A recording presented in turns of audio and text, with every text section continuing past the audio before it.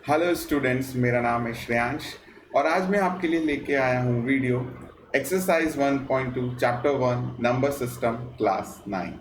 इससे पहले हमने एक वीडियो बनाया था जिसमें हमने एक्सरसाइज 1.1 को सॉल्व किया है और कुछ कंसेप्ट जो उस एक्सरसाइज को सॉल्व करने में हमारे यूज़ होते हैं उन्हें भी वहाँ पे हमने डिस्कस किया है। तो चलिए आज हमारा जो चैप्टर है 1 उसकी एक्सरसाइज 1.2 को हम सॉल्व करेंगे। लेकिन उससे पहले आज जानते हैं कि हम इस वीडियो में क्या क्या सॉल्व करने वाले हैं। तो हमारा एजेंडा क्या क्या है, हम जानेंगे कि रैशनल नंबर क्या होता है। उसके बाद आज हम जानेंगे इर्रेशनल नंबर क्या होता है। अगर रैशनल नंबर आपको और भी ज़्यादा अच्छे से डिटेल में देखना है तो इससे पहले वाली वीडियो में मैंने इसे डिस्कस किया हुआ है। उसके बाद आज हम जानेंगे इर्रेशनल नंबर और फिर हम जानेंगे रियल नंबर। और उसके बाद जो हमारा पार्ट है एक्सरसाइज 1.2 का representing irrational number on the number line, ये आज हम जानेंगे। और conversion of the non terminating recurring numbers on P upon Q form, it means to write them in rational number form. Okay, तो ये आज हम इस वीडियो में जानने वाले हैं। चलिए शुरू करते हैं। और आज का एक इंटरेस्टिंग क्वेश्चन और है जो मैं स्लाइड में आपको पहले ही दिखाता हूँ। हमें आज ये भी पता चलेगा जो ये नंबर है हमारा पाई, क्या ये रैशनल नंबर होता है या इर्रेशनल नंबर होता है। तो इसको वीडियो के एंड में हम जानेंगे, तो बने रहिए वीडियो में हमारे साथ। तो सबसे पहले आज हम स्टार्ट करते हैं कि रैशनल नंबर क्या होता है। ओके, मैं पहले भी इस वीडियो से पहले जो मैंने वीडियो बनाया है उस पर मैं समझा चुका हूँ कि रैशनल नंबर क्या होता है। तो एक छोटी सी डेफिनेशन लेके यहाँ पे इसको ख़त्म करते हैं। रैशनल नंबर क्या होता है? रैशनल नंबर हमारे पास में कोई भी एक ऐसा नंबर जिसे आप p अपॉन क्यू फॉर्म में रिप्रेजेंट कर सकते हैं और यहाँ पे q जो है 0 के बराबर नहीं होना चाहिए। ठीक है, यहाँ पे p और q जो है, p एंड q जो हैं दोनों ही हमारे पास में इंटीजर्स होंगे। ओके, तो ये इस तरीके का नंबर अगर आपको मिलता है तो आप उसे रैशनल नंबर कह सकते हैं। ओके, तो रैशनल नंबर की डेफिनेशन हमारे पास में आ गई है। The number which can be represented in the p upon q form where q is not equal to 0 and p and q are their integers. Okay, तो ये हमारे पास में रैशनल नंबर की डेफिनेशन आ गई है।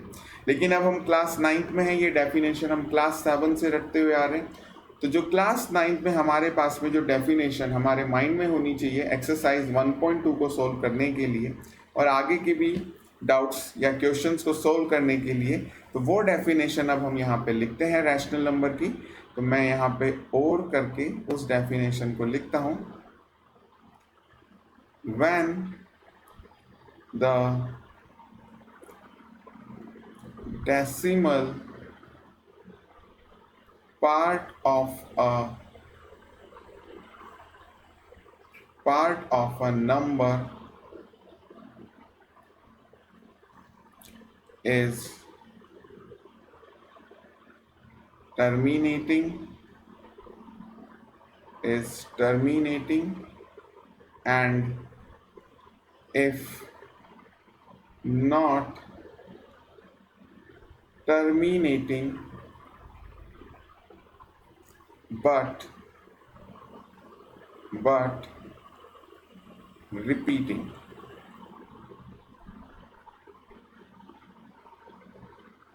मे बी ये डेफिनेशन बहुत सारे बच्चों को नहीं समझ में आई होगी, तो चलिए इस डेफिनेशन को पहले ज़रा एक्सप्लेन करते हैं।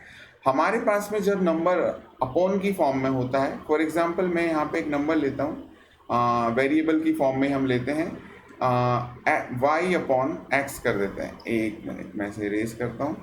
हम यहाँ पे नंबर लेते हैं रैंडम सा कोई सा भी नंबर, y अपॉन एक्स यहाँ पे नंबर लेते हैं। जब मैं इसे डिवाइड करने जाता हूँ तो मेरे पास में आपने देखा होगा कई सारे नंबर्स जब हम डिवाइड करते हैं तो वो टर्मिनेट हो जाते हैं। फॉर एग्जांपल हमारा इसका आंसर आया 3.5। अब ये यहाँ पे टर्मिनेट हो चुका है, यानी कि यहाँ पे हमारा डिवीज़न पार्ट ख़त्म हो चुका है। डेसिमल के बाद एक ही पॉइंट तक हमारा रिजल्ट आया और वो ख़त्म हो गया है। जैसे कि हम ले लेते हैं एक नंबर ही ले लेते हैं। हम यहाँ पे नंबर ले लेते हैं 5/2। तो हमने किया यहाँ पे 2 2 जा 4 एंड देन 2 5 जा 10। ये यहाँ पे टर्मिनेट हो गया है। ओके, अब इसके आगे डिवीजन पॉसिबल नहीं है। तो ऐसे नंबर्स को भी हम लोग क्या कहने वाले हैं, रैशनल नंबर कहने वाले हैं। ओके, ये नंबर भी मेरा क्या है, रैशनल नंबर है। लेकिन हमने कुछ क्वेश्चंस ऐसे भी देखे हैं जिनको जब हम डिवाइड करते हैं तो हमारे पास जो डेसिमल पार्ट है, for example 2.5431, then again it will start repeating 5431, then again it will starting 5431। तो ये अभी मेरा जो है डेसिमल पार्ट अभी टर्मिनेट नहीं हुआ है। मैंने यहाँ पे ये डॉट डॉट बनाए हैं, मैं आगे भी डॉट्स बनाता हूँ, यानी कि ये कंटिन्यू अभी तक चल रहा है। लेकिन हम ध्यान से अगर देखें तो हमारे पास में एक पर्टिकुलर नंबर्स का सेट है जो कि रिपीट हो रहा है, 5431 5431। यहाँ पे 4 डिजिट्स रिपीट हो रही हैं। ये कोई सर्टेन नहीं है कि 4 ही डिजिट रिपीट होंगी, 1 डिजिट भी रिपीट हो सकती है, 2 डिजिट भी रिपीट हो सकती हैं और उनसे ज़्यादा डिजिट्स भी रिपीट हो सकती हैं। पर हमारी कंडीशन क्या है कि अगर ये टर्मिनेट नहीं हो रहा है, इफ़ नॉट टर्मिनेटिंग, यहाँ पे मैंने लिखा है if not terminating but repeating, लेकिन अगर ये रिपीट कर रहा है तो भी ये क्या कहलाएगा, रैशनल नंबर ही कहलाएगा। ओके, तो हमारे पास में रैशनल नंबर की डेफिनेशन आ चुकी है। एक तो हमने जो है छोटे स्टैंडर्ड्स में पढ़ी हुई है, यानी कि 7th क्लास 8th क्लास से हम पढ़ते हुए आ रहे हैं, और एक डेफिनेशन आज हमने नई सीखी है 9th क्लास में, जो कि क्या है, when the decimal part of a number is terminating and if not terminating but it is repeating. Okay, इसके बाद जो है हम अब नेक्स्ट जो है इर्रेशनल नंबर की डेफिनेशन को लेते हैं। तो हमारे पास में इर्रेशनल नंबर की डेफिनेशन लिखते हैं, इर्रेशनल नंबर। ओके, तो देखो, जब रैशनल नंबर को मैं P अपॉन Q फॉर्म में रिप्रेजेंट कर पा रहा हूं तो डेफिनेटली इर्रेशनल नंबर को मैं P अपॉन Q फॉर्म में रिप्रेजेंट नहीं कर पाऊंगा। ओके, तो यहाँ पे आप डेफिनेशन लिख सकते हो एक छोटी सी, व्हेन अ नंबर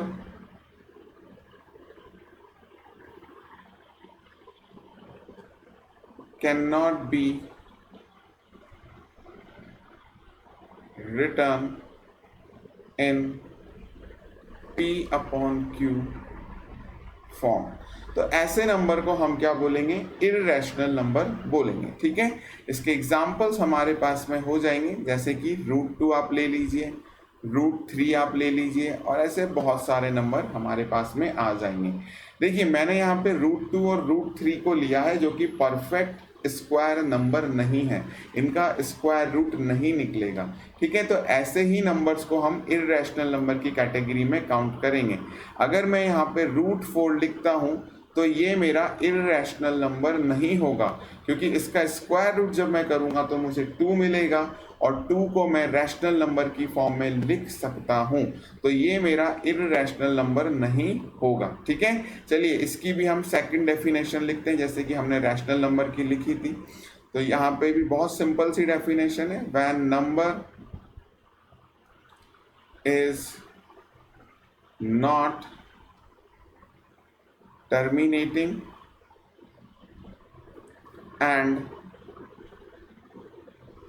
not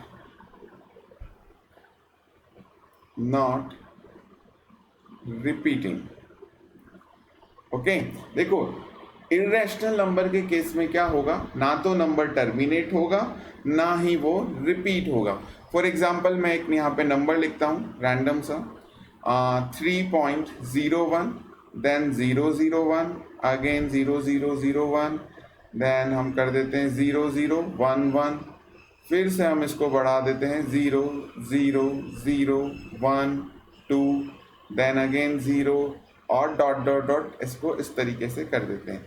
तो जब हमारे पास में इस तरीके के नंबर्स आएंगे, ठीक है, तो हम उन्हें क्या कहेंगे, इर्रेशनल नंबर कहेंगे। ये जो डेसिमल पार्ट हमारे पास में रहा है इधर, इस डेसिमल पार्ट को आप देखिए, ना तो ये टर्मिनेट हो रहा है, टर्मिनेट नहीं हो रहा, और ना ही ये रिपीट हो रहा है। तो इस तरीके के पैटर्न जब हमें मिलेंगे डेसिमल फॉर्म पार्ट में, तो हम उसे इर्रेशनल नंबर का नाम दे देंगे। ओके, चलिए नेक्स्ट पार्ट जो आज हमें समझना है इसमें चैप्टर में, वो है हमारा, जो कि हमने देखिए आज हमने अभी क्या सीख लिया कि रैशनल नंबर क्या होता है, ये हमने सीख लिया। मैं इसे हाईलाइट कर देता हूँ। रैशनल नंबर क्या होता है ये अब तक हम सीख चुके हैं। फिर हमने सीख लिया है इर्रैशनल नंबर क्या होता है। अब हम देखते हैं कि रियल नंबर क्या होता है। ओके, तो रियल नंबर की तरफ हम बढ़ते हैं और इसकी डेफिनेशन भी बहुत आसान है, और हम डेफिनेशन से ज़्यादा कोशिश करेंगे कि हमारे कंसेप्ट क्लियर हो, तो कि उसके बाद डेफिनेशन तो हम अपनी मर्जी से बना सकते हैं। मेरे पास में दो तरीके के नंबर हैं, रैशनल नंबर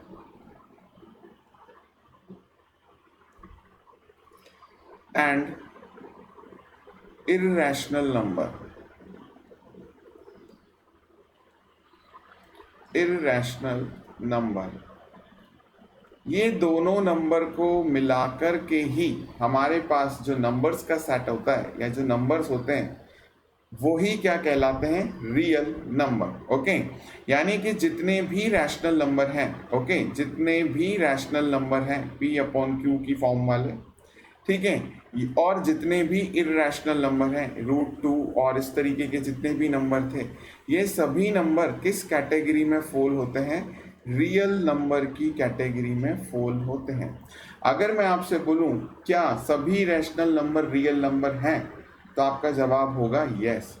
मैं अगर आपसे कहूं क्या सभी इर्रैशनल नंबर रियल नंबर्स होते हैं, तो आपका जवाब होगा यस। लेकिन मैं अगर आपसे बोलूं क्या सिर्फ रैशनल नंबर ही रियल नंबर्स होते हैं, तो आपका आंसर होगा नो। और सिमिलरली क्या सिर्फ इर्रैशनल नंबर ही रियल नंबर्स होते हैं, तो आपका आंसर फिर से होगा नो। ओके, तो अब हम जब रियल नंबर्स की डेफिनेशन भी समझ चुके हैं, तो हमारा आज का नेक्स्ट एजेंडा जो है, हम बार बार इस शीट को लेकर के आते हैं ताकि हमें पता चले हमने कितना अटेंड कर लिया है। रियल नंबर सब हमारा हो गया है। अब एक बहुत इजी सा पार्ट है, representing irrational number on number line. चलिए, इस क्वेश्चन को समझने से पहले हमें पाइथागोरस थ्योरम की तरफ थोड़ा सा जाना होगा। हमारे पास में क्लास 7th या 8th में हम पढ़ के आए हैं, और एक क्लास 7th में ही पढ़ लिया होगा, पाइथागोरस थ्योरम, जो कि राइट एंगल ट्राइंगल में ही हम अप्लाई करते हैं। यहाँ पे हम बना देते हैं 90 डिग्री एंगल। ये होता है हमारा हाइपोटेनियस। ओके, फिलहाल आप इसे परपेंडिकुलर मान लीजिए और इसे यहाँ पे बेस मान लीजिए। ठीक है, परपेंडिकुलर और बेस को फिक्स मानने का भी क्राइटेरिया होता है, पर अभी हमें उसकी ज़रूरत नहीं है, तो आप किसी भी साइड को परपेंडिकुलर या बेस मान लीजिए। अब जो हमारे पास में पाइथागोरस थ्योरम होती है, मैं इसे शॉर्ट में PGT लिख देता हूँ, पाइथागोरस थ्योरम, वो क्या होती है, hypotenuse square is equal to perpendicular का स्क्वायर, मैं शॉर्ट में लिख रहा हूँ परपेंडिकुलर को, और देन बेस स्क्वायर। ओके, जब हम ये इस स्क्वायर को, हाइपोटेनियस स्क्वायर को दूसरी साइड भेजेंगे तो ये अंडर रूट में कन्वर्ट हो जाएगा। लेकिन सबसे पहले मैं इसे लिखता हूँ यहाँ पे, हाइपोटेनियस क्या है, AC। ओके, परपेंडिकुलर हमारे पास में क्या है, AB, और बेस हमारे पास में क्या है, CB। ओके, और वो स्क्वायर को जब मैं इधर भेज देता हूँ तो ये अंडर रूट और इन सब पे स्क्वायर चल रहा है। ओके, तो अब हमारे पास में क्या होता है, जब हमें किसी भी इर्रैशनल नंबर को लाइन पे रिप्रेजेंट करना होता है, देखो बहुत आसान होता है कि किसी भी रैशनल नंबर को हम जो है नंबर लाइन पे रिप्रेजेंट कर देते हैं। ठीक है, हमने छोटी क्लासेस में सीखा है कि हम इर्रैशनल नंबर को आराम से रिप्रेजेंट करते हैं। हम वहाँ पे प्रॉपर फ्रैक्शन को जानते हैं और इम्प्रॉपर फ्रैक्शन को भी हम जानते हैं, और ये प्रॉपर फ्रैक्शन और इम्प्रॉपर फ्रैक्शन की मदद से हम वहाँ पे नंबर्स को नंबर लाइन पे रिप्रेजेंट कर देते हैं। लेकिन बड़ी प्रॉब्लम हो जाएगी अगर मैं आपसे बोलूँ कि रिप्रेजेंट द नंबर। ओके, मैं यहाँ पे क्वेश्चन लिख देता हूँ,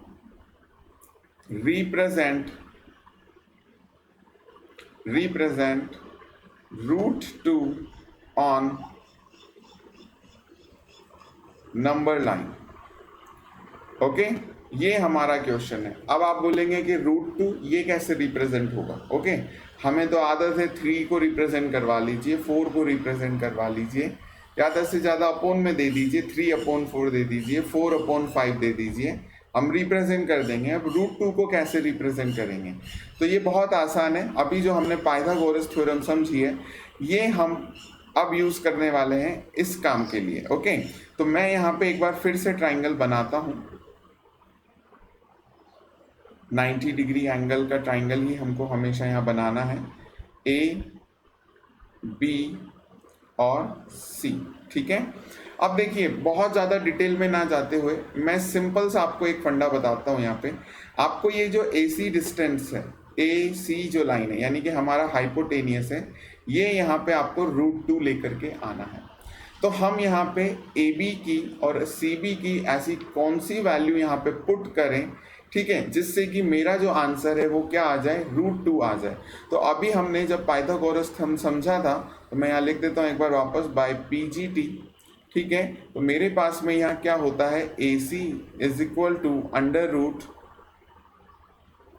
√ AB² प्लस CB²। ओके, तो मुझे AB की ऐसी वैल्यू पुट करनी है कि जब मैं उसका स्क्वायर भी कर दूं और CB की वैल्यू भी जब मैं उसका स्क्वायर कर दूं तो उनका एडिशन मेरे पास में क्या आ जाए, नंबर √2 आ जाए। ओके, तो फिलहाल अभी हम यहाँ पे AB की वैल्यू को 1 मानते हैं और CB की वैल्यू को 1 मानते हैं। ओके, तो हम यहाँ पे जब 1 का स्क्वायर करेंगे तो हमें पता है 1 का स्क्वायर करो या उसे 1000 टाइम मल्टीप्लाई करो, आपका आंसर जो है हमेशा क्या रहने वाला है, 1 रहने वाला है।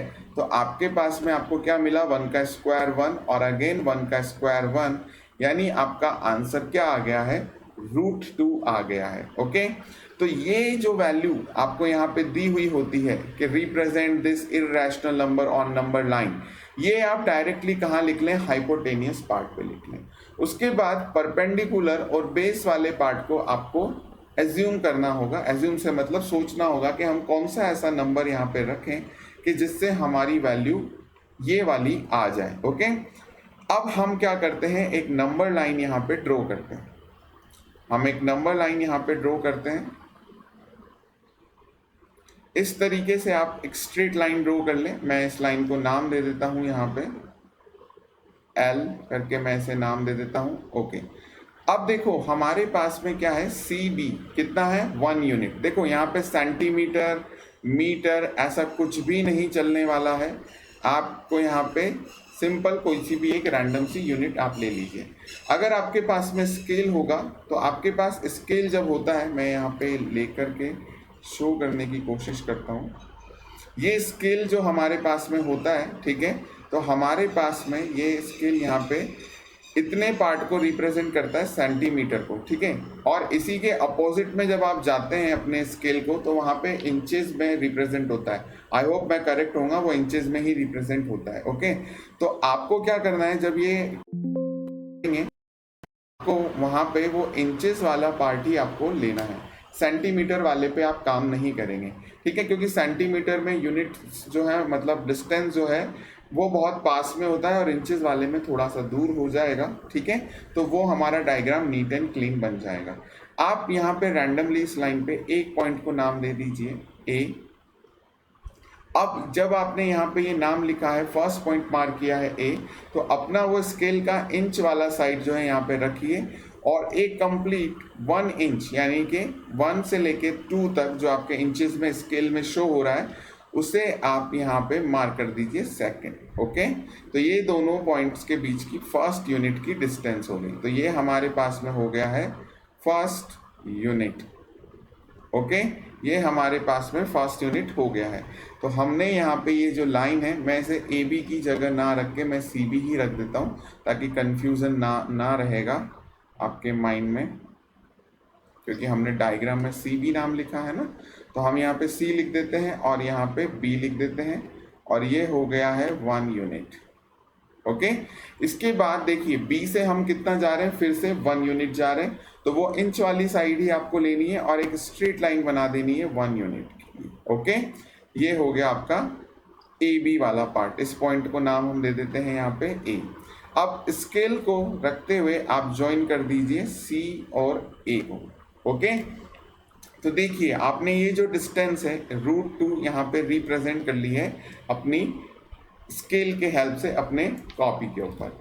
अब क्वेश्चन ये है कि सर √2 तो हमें नंबर लाइन पे रिप्रेजेंट करना है, ठीक है। तो देखिए बेटा, यहाँ पे हम क्या करते हैं, C को सर्किल का सेंटर मानते हैं, ओके, और CA को हम क्या मानते हैं, रेडियस मानते हैं, ठीक है। मैं यहाँ पे एक रफ डायग्राम बनाता हूँ ताकि मैं समझा सकूँ और अच्छे से। ये कुछ इस तरीके से है इस वक्त, ठीक है। ये √2 कुछ इस तरीके से है इस वक्त, रेडियस है ये। अब जब मैं इसे रोटेट करूंगा, इस लाइन को फॉर एग्जांपल मैं पकड़ के रोटेट करूंगा, यहाँ पे आ जाएगी, यहाँ आ जाएगी, यहाँ आ जाएगी, कहीं भी आ जाए, हमें पता है √2 जो क्या है, वो रेडियस है सर्किल की, तो वो कहीं भी आए वो हमारे पास में √2 ही रहने वाली है, इस सर्किल के अंदर चेंज नहीं होएगी। तो हमारी जो लाइन है, ये मैं इस वक्त डार्क कर रहा हूँ, ये हमारी लाइन है, और इस √2 को जब मैं नीचे लेके आऊँगा, तो मैं एक बार इंक चेंज करता हूँ मार्कर की, तो इस पॉइंट से लेकर के इस पॉइंट तक मेरे पास में जो डिस्टेंस होगी वो क्या होगी, √2 होगी। तो मैं क्या करता हूँ, आपको कंपास लेना है यहाँ पे, ओके। कंपास को आप कहाँ पुट करेंगे, C पॉइंट पे, यहाँ C पॉइंट पे आप कंपास को पुट करेंगे, ओके। उसके बाद में आपको क्या करना है, यहाँ से यहाँ तक आप इसको स्ट्रेच करेंगे A पॉइंट तक, ठीक है। मैं फिर से बोलता हूँ, आपको जो है C पॉइंट पे कंपास रखना है, A पॉइंट तक उसको स्ट्रेच करना है, ओके। और उसके बाद आप उसे इस तरीके से यहाँ नंबर लाइन पे कट कर देंगे, ओके। तो जहाँ ये कट हुआ है पॉइंट, आप उसे नाम दे दीजिए कुछ भी वेरिएबल का, फॉर एग्जांपल मैं इसे यहाँ पे D नाम दे देता हूँ। तो ये जो डिस्टेंस है आपकी C से लेके D, यही डिस्टेंस आपकी रिप्रेजेंट कर रही है डिस्टेंस √2 को, ओके। आई होप आपको ये समझ में आ गया होगा। इसी तरीके से हमारे पास में और भी क्वेश्चंस हैं जिन्हें हमें रिप्रेजेंट करना होता है। तो मैं NCERT का जो क्वेश्चन है हमारा √5 मैं उसे ले लेता हूँ, ठीक है। √2 हमने करा, एक क्वेश्चन और है NCERT का √3, चलिए मैं उसे सोल्व करता हूँ। सबसे पहले क्वेश्चन ले लेते हैं और लिखते हैं यहाँ पे represent √3 on number line, okay. आपको जो है √3 को नंबर लाइन पे रिप्रेजेंट करना है, ओके। अब देखिए, इसका बहुत सिंपल सा तरीका मैं बताता हूँ। जिन बच्चों को लगता है सर वो √2 वाला सिंपल था, अब √3 में हम सोच नहीं पाएंगे कि हमें कैसे हमको करना है, तो आप √2 का अच्छे से सीख लीजिए। उसके बाद √2 से ही √3, √4, √5, √6, √7 हम सबका बना सकते हैं, ठीक है। तो हम कैसे करते हैं जरा जल्दी से देखते हैं। तो हम यहाँ पे मैं डायरेक्ट √2 का बना के दे देता हूँ, क्योंकि अब हमें उसी से सीखना है। हमने ये √2 का बनाया, ठीक है। एक इस तरीके से थोड़ा सा छोटा बनाते हैं ताकि हमारे पास जगह अच्छे से बची रहे।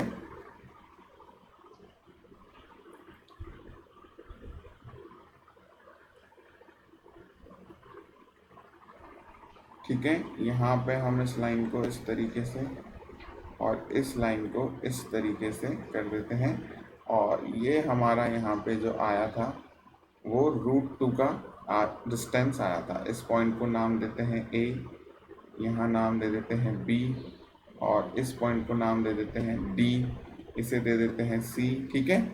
ये हमारे पास में AD जो है वो कितना आया था, √2 आ चुका था। अब मुझे √3 को रिप्रेजेंट करना है। तो देखिए, मैं यहाँ पे प्रोटेक्टर लूँगा D, जिसकी हेल्प से मैं 90 डिग्री एंगल बनाऊँगा। तो मैं उसे यहाँ पे टिल्टेड फॉर्म में रखूँगा, ओके। मैं उसे AC लाइन पे रखूँगा और वहाँ से मैं मेज़र करूँगा 90 डिग्री का एंगल इस तरीके से, ओके। फॉर एग्जांपल वो 90 डिग्री का एंगल मेरा यहाँ पे शो हो रहा है, तो मैं C से लेके इस पॉइंट को नाम देते हैं E, इसे ज्वाइन कर दूंगा, ओके। और देखो 1 यूनिट का ही आपको बनाना है, क्योंकि √2 के बाद में हम जा रहे हैं √3 पे, तो जो डिफरेंस है वो 1 यूनिट का ही है।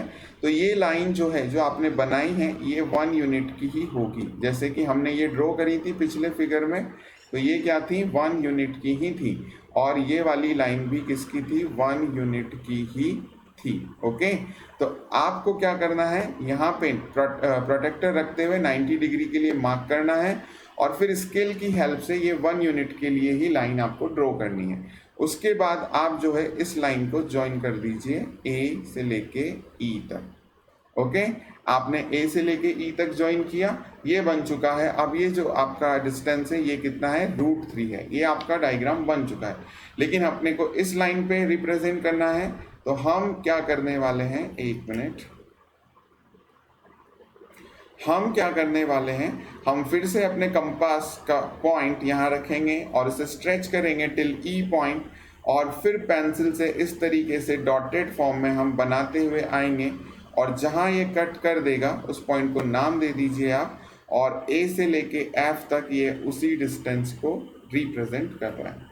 अब अगर मुझे √4 बनाना है तो मैं फिर से ए को क्या करूँगा, एक लाइन तो मानना ही है, ए के ऊपर मैं प्रोटेक्टर रखूँगा और फिर से 90 डिग्री का एक स्ट्रेच यहाँ पे हम बनाएंगे और फिर से इसे 1 यूनिट के लिए बना देंगे। ओके, और यहाँ हम इसे ज्वाइन कर देंगे और फिर से हम इस तरीके से इसको यहाँ पे लेकर के आ जाएंगे। ठीक है, तो आई होप अब आपको √3 का जो है ये डायग्राम बनाना आ गया होगा, ताकि आप ठीक से रिप्रेजेंट कर पे √3 और नाम हम लिख देते हैं एफ, और ए से लेके हो गया एफ √3।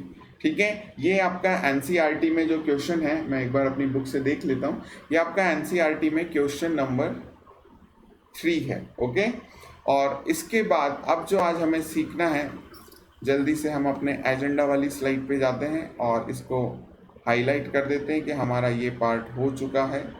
हमने आज सीख लिया है नंबर लाइन पे हम किस तरीके से नंबर्स को रिप्रेजेंट करेंगे। ओके, आपके एनसीईआरटी में क्वेश्चन है कि स्पाइरल बनाया हुआ है रूट डायग्राम का। ठीक है, तो आपको वो बहुत आसान लगेगा बनाना, क्योंकि मैंने आपको सिखा दिया है √2 से √3 का भी बनाना, √4 का भी आप बना सकते हैं, √5 भी बना सकते हैं, √6 भी बना सकते हैं। आपको सिर्फ क्या करना है, 90 डिग्री एंगल के लिए मार्क करना है और 1 यूनिट उसमें इंक्रीज करते हुए चले जाना है। ओके, अब हम आते हैं conversion of non terminating recurring numbers in the P/Q form. Okay, लेकिन आज जो सबसे ज़्यादा ज़रूरी हमें जानना था कि पाई हमारा रैशनल नंबर होता है या इररैशनल नंबर होता है। ओके, अगर आपको डेफिनेशन ठीक से समझ में आ गई है रैशनल नंबर की और इररैशनल नंबर की, तो ये आसान, इसका आंसर देना हमारे लिए बहुत आसान हो गया है। ओके, तो चलिए एक बार हम पहले अपना लास्ट एजेंडा कंप्लीट करते हैं और उसके बाद इसका आंसर मैं आपको देने वाला हूँ। हमारे पास में एक नंबर है 0.333 और ये चलते चले जा रहे हैं। ओके, ये चलते चले जा रहा है। अगर मैं आपसे बोलूं कि भाई आपको जो है सिंपल सा क्वेश्चन दिया गया हो, फॉर एग्जांपल 0.2, और मैं आपसे बोलूं कि इसे रिप्रेजेंट करिए P/Q फॉर्म में, आप फटाक से बोल देंगे कि हाँ सर ये लीजिए 2/10 और कट करके लीजिए सर 1/5 आपका आंसर हो गया। लेकिन जब ऐसा नंबर आए जो टर्मिनेट ही नहीं हो रहा है, तो आप कैसे नंबर ऑफ जीरोस काउंट करेंगे। यहाँ तो डेसिमल के राइट में एक नंबर था, तो आपने एक नंबर मतलब 0 यहाँ पे लगा दिया। ओके, लेकिन जब इस तरीके के क्वेश्चंस हमारे पास आ जाएंगे जहाँ हमें पता ही नहीं है कि किस तरीके से हमको सोल्व करना होगा, क्योंकि नंबर ऑफ जीरोज आप यहाँ पे काउंट नहीं कर पा रहे हैं, तो कैसे रिप्रेजेंट करना है। ठीक है, तो यहाँ पे हमारा जो क्वेश्चन है आपकी एनसीईआरटी में एक्सरसाइज 1.3 का ये पार्ट है। ठीक है, तो मैं इसको यहाँ पे सिर्फ डिस्कस कर रहा हूँ, लेकिन हम जो क्वेश्चन सॉल्व करेंगे इस टॉपिक पे वो नेक्स्ट वीडियो में ही करने वाले हैं। मैं यहाँ पे सिर्फ इसे एक बेसिक क्वेश्चन डिस्कस कर रहा हूँ। इसमें बहुत सारे टाइप्स के क्वेश्चंस होते हैं। जब मुझे इस तरीके से रिपीटेड फॉर्म में मिले, जैसे मुझे ये मिला हुआ था, मैं लिख देता हूँ एक बार और, जब इस तरीके से नंबर मुझे मिलेंगे तो सबसे पहले तो मैं इसे अपनी सहूलियत के हिसाब से कन्वर्ट करता हूँ, यानी कि इसको लिखने का तरीका बदलता हूँ। जो नंबर रिपीट हो रहा है आप उस पर क्या लगा दीजिए, बार लगा दीजिए। ठीक है, तो हमने यहाँ पे 0.3 पे क्या लगा दिया है, बार लगा दिया है।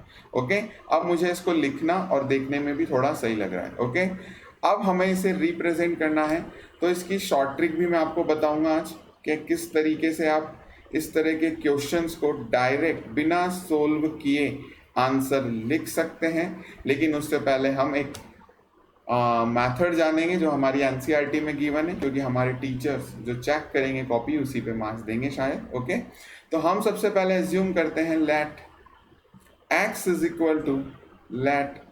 इक्वल टू 0.3 और इसे आप फर्स्ट इक्वेशन का नाम दे दीजिए। ओके, अब मेरा जो मेन टारगेट है वो क्या है कि मैं ये जो 3 यहाँ पे एक एक्स्ट्रा 3 आ रहा है, हम इस वाले उस पर देखते हैं। ये जो 3 मेरा है यहाँ पे जो डेसिमल के राइट में ही है, एक 3 मैं डेसिमल के लेफ्ट में लेके आ जाऊँ। ओके, तो मैं क्या करूँगा, आपको यहाँ पे ये ध्यान रखना है जितने नंबर आपके यहाँ पे रिपीट हो रहे होंगे उतने ही जीरो से आपको लेफ्ट साइड में और राइट साइड में यानी कि both side of the equation multiply करना होता है। ओके, तो मैं जब जितने नंबर रिपीट हो रहे हैं उतने ही जीरो से मल्टीप्लाई करूंगा तो मेरा ये एक पार्ट जो है डेसिमल के लेफ्ट साइड में आ जाएगा। ठीक है, अब वो क्यों लाना है हम इस इक्वेशन हम नेक्स्ट इसमें समझते हैं। तो हम यहाँ लिखते हैं multiply both sides of equation 1, Roman में लिखते हैं इक्वेशन 1 बाय 10 से क्यों मल्टीप्लाई कर रहे हैं, क्योंकि हमारे पास एक ही डिजिट है जो बार बार रिपीट हो रही है। ओके, तो हमने जब इसे मल्टीप्लाई किया यहाँ पे तो हमें मिलता है x multiply by 10 is equal to 0.3 पर बार मल्टीप्लाई बाय 10। ओके, हमारे पास यहाँ हो जाता है फिर 10x और एक 3 आप इधर लिख लीजिए और फिर से 3 पे बार आपका रहेगा। ओके, जब आपने 10 से मल्टीप्लाई किया तो ये डेसिमल एक शिफ्ट हो जाता है राइट साइड में। ठीक है, जिनको नहीं समझ में आया मैं उन्हें फिर से बता देता हूँ। जब आप 10 से मल्टीप्लाई कर रहे हैं तो एक नंबर ये शिफ्ट हो जाएगा। अगर 100 से मल्टीप्लाई करते तो 2 नंबर शिफ्ट हो जाता। ठीक है, अब आपके पास में ये इक्वेशन बन गई है सेकेंड। ओके, अब हम इक्वेशन 1 और इक्वेशन 2 को क्या करते हैं, सब्ट्रैक्ट करते हैं। तो हमारे पास इक्वेशन 2 बड़ी है तो हम यहाँ लिखते हैं subtract equation 1 from equation second और यहाँ आ जाएगा 10x minus x is equal to 3.3 पर बार माइनस 0.3 पर बार। ओके, जब 10x और x को आप सब्ट्रैक्ट करेंगे तो आपको मिलता है 9x आंसर, और यहाँ पे 3.3 बार को और 0.3 बार को आप सब्ट्रैक्ट करेंगे तो आपको मिलता है 3, क्योंकि ये बार वाला हिस्सा इस बार वाले हिस्से से कैंसिल हो गया। ओके, अब आपके पास जो नेक्स्ट पार्ट है इसमें वो है x is equal to 3/9। Okay, और आप इसे लोवेस्ट फॉर्म में लेकर के आएंगे तो आपका आंसर हो गया है 1/3। ओके, 3 1 जा 3 एंड 3 3 जा 9। तो जो आपका क्वेश्चन था कि आपको ऐसे नंबर को जो कि नॉन टर्मिनेटिंग है बट रिपीटिंग है P/Q फॉर्म में लेके आना है, तो आप जब सिंगल डिजिट रिपीट हो रही है तो कुछ इस तरीके से आप उसे सोल्व करेंगे। इस तरीके के क्वेश्चंस मैं नेक्स्ट वीडियो में भी लेकर के आऊँगा ताकि हम इन्हें डिटेल में समझ सकें। इसमें और भी कई सारे टाइप्स हैं, लेकिन आज एक बेसिक सा मुझे आपको यहाँ पे आइडिया देना था कि हम क्या कर सकते हैं ताकि आप इसे सीखें और जब नेक्स्ट वीडियो में हम मिलें तो आपको थोड़ा सा आइडिया हो कि हम क्या करने वाले हैं ताकि वो क्वेश्चंस हमें आसान लगे। अब बात करते हैं शॉर्ट ट्रिक की। ओके, तो सबसे पहले तो जहाँ मैंने शॉर्ट ट्रिक लिखा है इसे हम इरेज कर देते हैं और यहाँ इसको हेडिंग दे देते हैं शॉर्ट ट्रिक।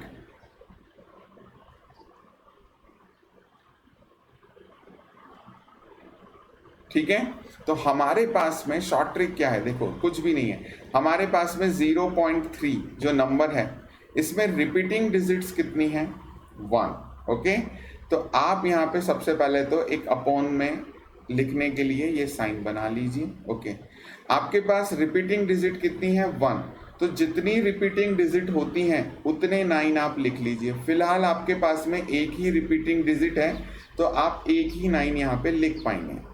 अब रिपीटिंग डिजिट कौन सी है 3, तो आप यहाँ पे 3 लिख दीजिए। ओके, मैं फिर से इसको रिपीट करता हूँ एक बार।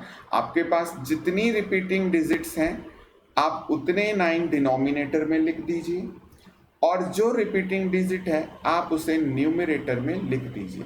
तो ये हो गया आपका 3/9। अब अगर आप यहाँ नीचे देखेंगे इस स्लाइड में, तो देखिए हमारा आंसर इतना सारा सोल्व करके क्या आ रहा था, 3/9 ही तो आ रहा था।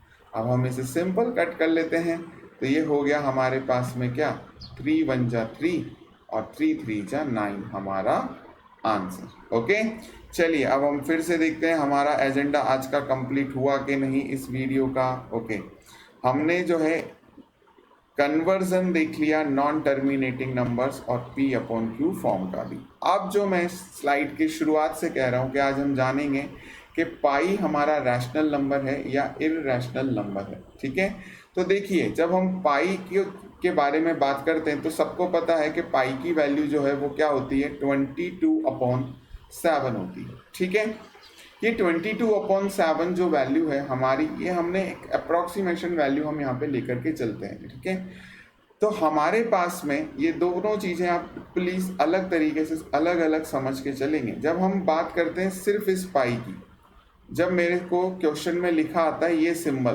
पाई, क्या पाई मेरा रैशनल नंबर है या इररैशनल नंबर है, तो मैं हमेशा हमेशा जवाब दूंगा ये इररैशनल नंबर है। ओके, लेकिन अगर मुझे क्वेश्चन में लिखा आता है 22/7, तो मैं हमेशा जवाब दूंगा कि ये मेरा रैशनल नंबर है। ओके, तो आपको अब इन दोनों में आगे कंफ्यूज नहीं होना है। पाई आपका जो है, ये पाई जो है आपका इररेशनल नंबर होता है अगर सिंबॉलिक फॉर्म में लिखा आता है, और इसी की वैल्यू 22/7 लिखी हुआ है, तो आपको जवाब देना है हमेशा कि ये रैशनल नंबर है। क्यों? क्योंकि ये P/Q फॉर्म में लिखा जा सकता है, और यहाँ पे Q जो है वो भी 0 के बराबर नहीं है, और इसका डेसिमल पार्ट में भी आप चले जाएंगे तो आपको एक टाइम के बाद में रिपीटेशन मिलने वाला है। ओके, तो अब हम इस वीडियो को ख़त्म करते हैं। आशा करता हूँ कि आपको ये चैप्टर समझ में आया होगा। अगर आपको समझ में आया है तो प्लीज़ वीडियो को लाइक करें, चैनल को सब्सक्राइब करें और ज़्यादा से ज़्यादा शेयर करें। Thank you.